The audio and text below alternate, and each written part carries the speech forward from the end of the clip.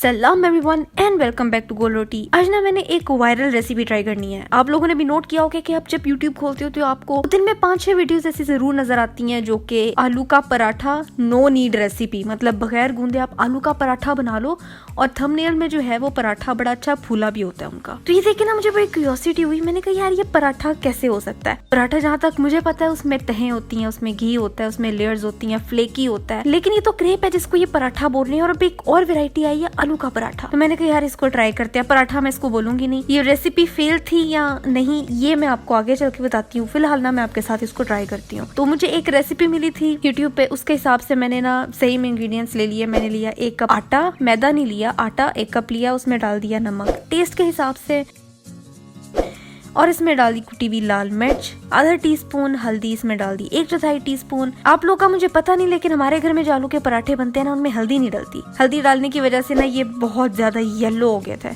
पर खैर इसके बाद इसमें जाएगा पानी एज रिक्वायर्ड। एक कप के करीब पानी चला गया था।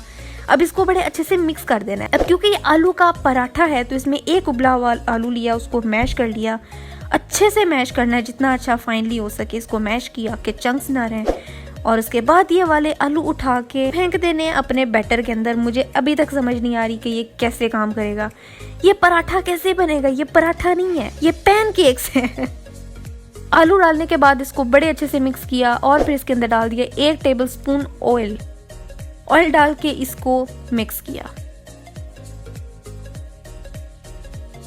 और फिर ले लिया एक नॉन स्टिक पैन, उसमें डाला थोड़ा सा चुन्नू सा तेल, जस्ट उसको कोट करने के लिए। वैसे जरूरी नहीं था, बहुत यूजलेस स्टेप है, बट कर लो to be on a safer side.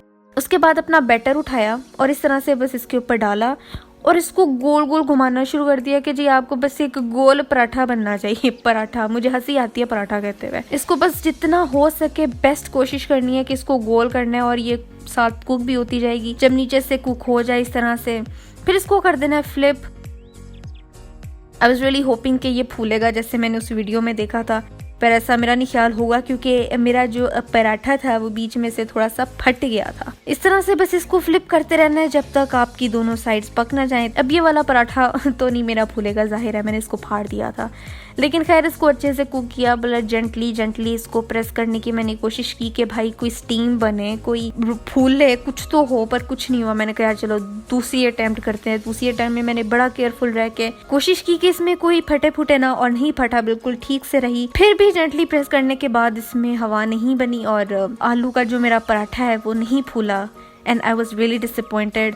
अब टेस्ट की तरफ आते हैं कि इसका टेस्ट कैसा था। क्या ये आलू के पराठे वाला टेस्ट था? नहीं, बिल्कुल भी नहीं।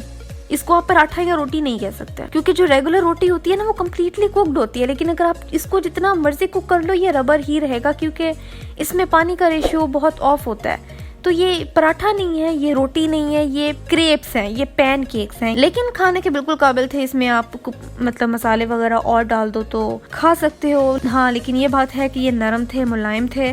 जिस तरह मैं देख रही थी कि शायद ये रबरी होंगे, इतना ज़्यादा रबरी नहीं था। आप देख सकते हो बहुत इजीली टूट रहा है। बस ये था, इसमें मैंने आपको बताना था कि भाई ये पराठा नहीं है, स्टॉप कॉलिंग दिस पराठा। ना ये पराठा है, ना ये रोटी है, ये क्रेप्स है। अगर आप इसको ट्राई करना चाहते हो तो जरूर ट्राई करो। तो अगर आप इसको बना रहे हो तो उसकी तस्वीर मुझे इंस्टाग्राम पे भी दिखाना ताकि मैं उसको अपनी स्टोरी पर लगा सकूं। एक और बात, मेरी वीडियोस आजकल यूट्यूब जो है वो पुश नहीं कर रहा, रिकमेंडेशन में नहीं डाल रहा। आप देख सकते हो मेरे व्यूज बहुत कम हो रहे हैं। इवन मेरी बहुत अच्छी रेसिपीज पर भी व्यूज नहीं आ रहे हैं, तो मुझे दुख होता है। तो प्लीज आप इन वीडियोस को जरा शेयर करें ताकि मुझे मोटिवेशन मिले और मैं नई नई अजीब रेसिपीज लेके आऊँ।